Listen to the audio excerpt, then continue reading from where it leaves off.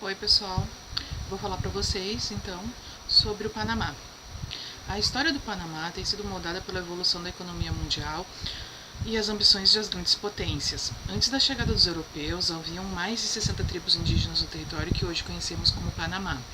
O Istmo, que para quem não sabe é uma porção de terra estreita, cercada por águas em dois lados e que se conecta por duas grandes extensões de terra, foi descoberto no Panamá em 1501 por Rodrigo de Bastidas, Juan de la Costa e Nunes de Balboa. Colombo, então, desembarcou na costa setentrional na sua última viagem, realizada em 1503, batizando esse território de Veragua, ou Castelo de Ouro. A cidade do Panamá foi fundada em 1519 pelo espanhol Pedrarias Dávila e desde então os espanhóis estenderam-se pelo resto do seu território.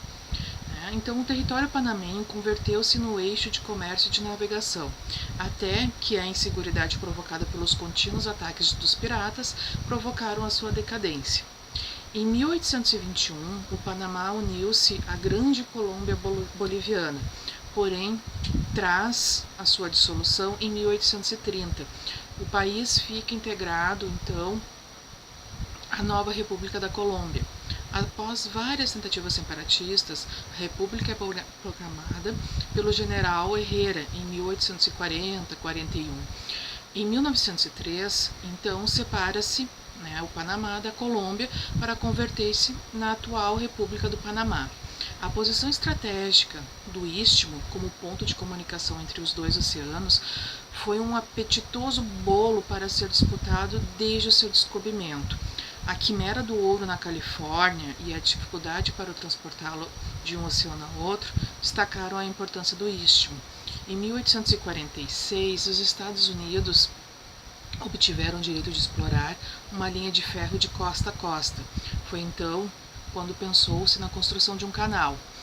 Então, em 1881, os franceses tentaram, porém a companhia que iniciou o trabalho faliu. Os Estados Unidos tomaram posse desse empreendimento e findaram o projeto, por ver nele interessantes vantagens militares e se apressaram a apoiar a independência do Panamá em função disso. Em troca, os norte-americanos iriam receber uma zona de 10 milhas de largura de oceano a oceano do território panamenho. A partir de então, a vida panamenha teve como eixo central as relações com os Estados Unidos, o que provocou na década de 60 o nacionalismo panamenho, manifestando a forma mais combativa e aberta. A resposta foi a criação de um dos mais importantes complexos de treinamento militar antiguerrilheiro dos Estados Unidos, provocando esta medida grande estabilidade no país. Nos anos 70, Omar Torrijos, presidente da República, tentou recuperar o canal. Depois de longas negociações, ao Panamá foi concedida uma parte menor até o ano de 1990. Dessa época fica como a parte maioritária, até a sua plena recuperação em 1999, já que os tratados têm garantido a neutralidade permanente do país em qualquer conflito bélico. O Panamá goza de um delicioso clima tropical, com temperaturas quentes entre os 18 e 27 graus. O país conta com duas estações bem definidas, a temporada das chuvas e a temporada seca ou de verão.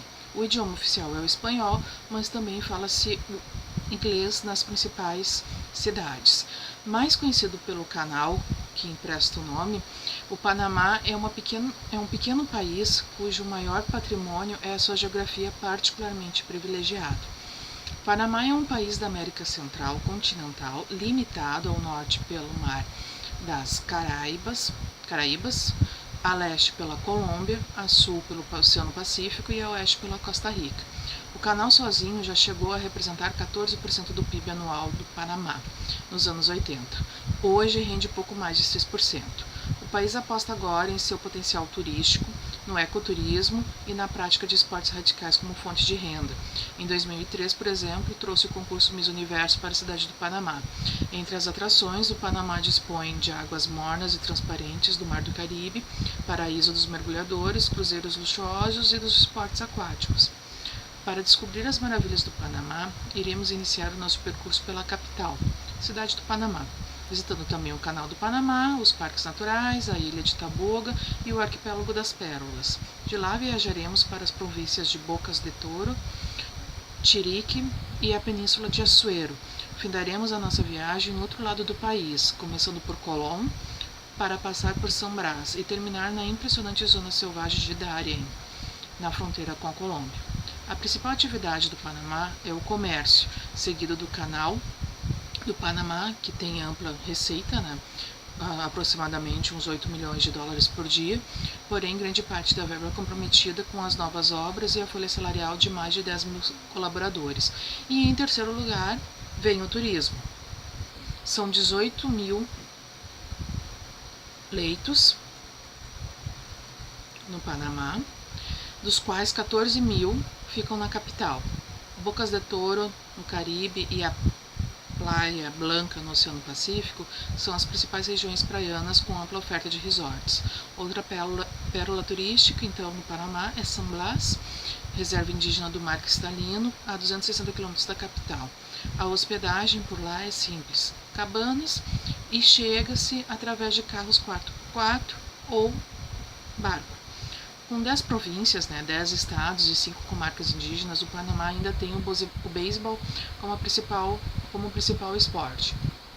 E por falar na influência dos Estados Unidos, um dos passeios turísticos na cidade panamenha leva ao bairro norte-americano da época em que o canal era administrado por eles, até o ano de 1999.